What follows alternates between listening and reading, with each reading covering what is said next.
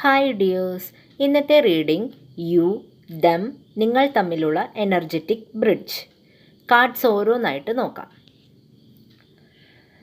ഈ കാർഡ് പറയുന്നു, നിങ്ങളുടെ ഒരു സൈക്കിൾ അവസാനിച്ചു, ഒരു പുതിയ തുടക്കത്തിന് വേണ്ടി തയ്യാറായി നിൽക്കുന്നു. ഇവിടെ മനസ്സിലാകുന്നത് നിങ്ങൾക്ക് ഈ ബന്ധം മൂലം എന്തൊക്കെയോ നഷ്ടം അല്ലെങ്കിൽ മാറ്റം സംഭവിച്ചിട്ടുണ്ട്. ഒരു പക്ഷേ നിങ്ങളെന്ന വ്യക്തിയെ മറ്റൊരാളായി മാറ്റിയ, നിങ്ങളുടെ കാഴ്ചപ്പാട്, വ്യക്തിത്വം പോലും മാറ്റിയ ഒരു റിലേഷൻഷിപ്പാണിത്. പക്ഷേ അതിൽ നിന്നെല്ലാം ഒരുവിധം കരകയറി വരുന്ന ഒരു എനർജിയിലാണ് നിങ്ങളിപ്പോൾ ഉള്ളത്.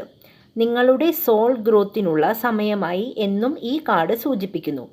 പല കർമ്മകളും ക്ലിയറായി പുതിയ കാര്യങ്ങൾ തുടങ്ങുവാൻ പറ്റിയ സമയം.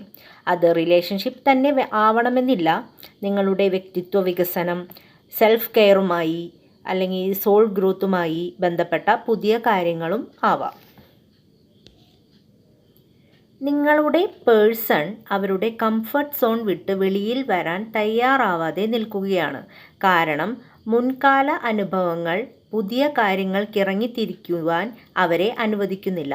ഇപ്പോഴും പഴയ പല കാര്യങ്ങളിലും, അത് ചിന്താരീതികളാവാം, അവരുടെ എക്സുമായുള്ള റിലേഷൻഷിപ്പിൽ നിന്നും മേറ്റ മുറിവുകളും ആവാം.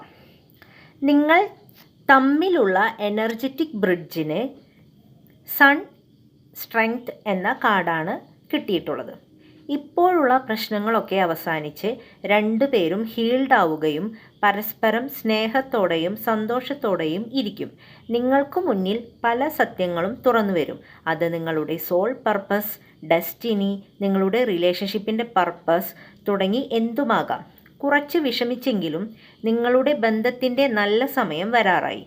ഇപ്പോൾ നിങ്ങളുടെ പേഴ്സൺ കംഫർട്ട് സോണിൽ ആണെങ്കിലും ആളെ ബന്ധിച്ചിരിക്കുന്ന പല ഓൾഡ് ടൈസും കട്ട് ചെയ്ത് ആൾ വരികയും നിങ്ങളൊന്നിച്ച് നല്ല സമയങ്ങൾ ഉണ്ടാവുകയും ചെയ്യും.